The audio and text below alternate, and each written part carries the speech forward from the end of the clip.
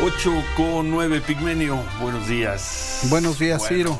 Muchos temas. Buenos días, Manuel. Debo saludar a la audiencia. Buenos días a quienes nos ven en sus casas. Sí. Nos oyen.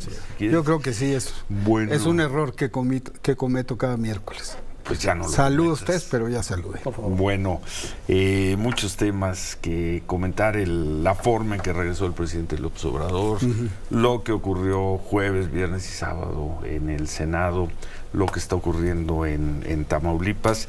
Y hoy tú escribes en Milenio una columna que se llama De los gritos a los fusiles Barrett. Hablas de que insistes en la posibilidad de que se le dé un golpe para derrocar al presidente López Obrador, pero los golpes los dan los militares.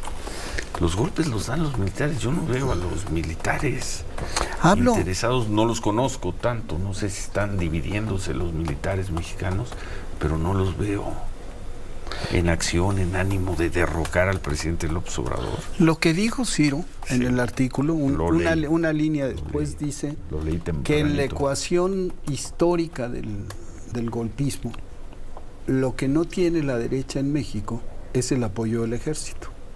Lo dices. Y digo ¿por qué? Por dos razones. Primero, por el origen del ejército.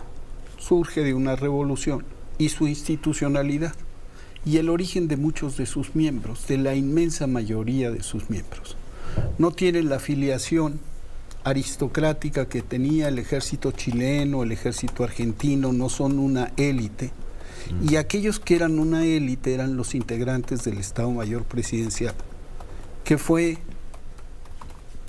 desintegrado por López Obrador como la primera de sus decisiones. Una élite será en sus orígenes. Si tú conoces a la gente que integró el Estado Mayor Presidencial, pues no vas a encontrar una élite en nadie. No, pero digamos, su vinculación a los negocios y al poder sí crearon y establecieron un comportamiento casi de élite dentro incluso de las Fuerzas Armadas. Para no perdernos, tú hablas de la posibilidad de un golpe para derrocar al presidente López Obrador, que sigue existiendo ahí, pero luego dices, no hay el apoyo de los militares. Y entonces, por eso, ¿quién va a dar el golpe? Lo que digo, la segunda cosa que digo a propósito del ejército, es que lo que ha hecho López Obrador es incorporar al ejército a las tareas de la transformación y darle un protagonismo importante. Porque 400,000 hombres que no trabajan, pues se corrompen. Los tiene trabajando. Y les ha dado dignidad, presencia, y están ahí. Lo que digo es que avanzan los meses, la derecha no tiene posibilidades, al menos hasta este momento, de tener un candidato que la represente con perspectivas de victoria. ¿Te refieres al 24? Al 24. Y que ante la posibilidad de una derrota, de otra derrota más, la tentación de pasar de los gritos a los fusiles Barrett, en este caso del narco, como potencial desestabilizador, está presente. ¿Y cuál es el vínculo entre eso que tú llamas la derecha y el narco? ¿Cuál? Yo digo que comparten objetivos.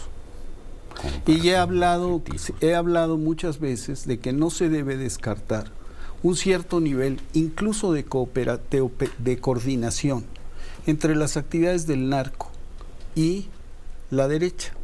¿Un ejemplo? Genaro García Luna. Genaro García Luna, acusado por los narcos, sin una sola prueba, condenado y va a estar en la cárcel toda la vida. Está condenado por la justicia, norteamericana que él detuvo. Y sus recursos de defensa no fueron eficientes en absoluto. No pudo desmontar las acusaciones de esos narcos. No pudo, porque existen además otras cosas que los norteamericanos no quisieron, y de eso hablamos, ventilar en el juicio.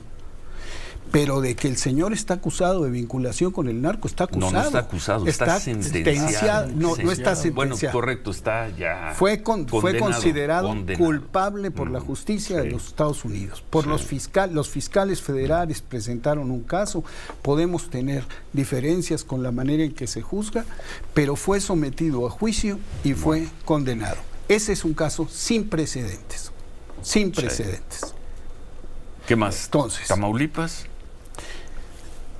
Por eso hablo de esto, porque yo sí pienso que como factor de desestabilización y ante la imposibilidad de una victoria, incluso usando todo el lawfare posible, lo que puede pasar es que la derecha, que no cambia, el mundo cambia, la derecha no. Y te ruego que hagas un análisis histórico, que es lo que hago. Entre la Falange Española y el PAN, y un partido en España que fue el germen de la Falange Española, que se llamó Acción Nacional. Es una analogía que tú es una analogía podríamos que hago, hacer 1.000.000 de analogías. Y además más. Estudié los discursos. Sí. Les recomiendo a la audiencia que lean un libro que se llama Holocausto Español, de un prestigiadísimo historiador inglés que se llama Paul Preston, en el que hace un análisis de la situación previa a la guerra y cómo la derecha va subiendo el tono del discurso. Y cita fragmentos de discursos que, si los lees, te llevan inmediatamente a los discursos de ciertas legisladoras cuyo nombre yo ni siquiera pronuncio, porque viven precisamente de la exaltación del fanatismo y tratan con la estridencia de ligar con esos sectores que tienen mucho miedo y sienten mucho odio. Eso pasó en España. Y hace 85 años. Fíjate nada más, sí, hace 85 años hablaban exactamente igual. Entonces, y en de Estados eso estoy Unidos hablando. Pasaron otras cosas, y en Rusia, y en Venezuela, y entonces empiezo a decir, pero empiezo diciendo eso. Y en Alemania. Empiezo diciendo eso. Las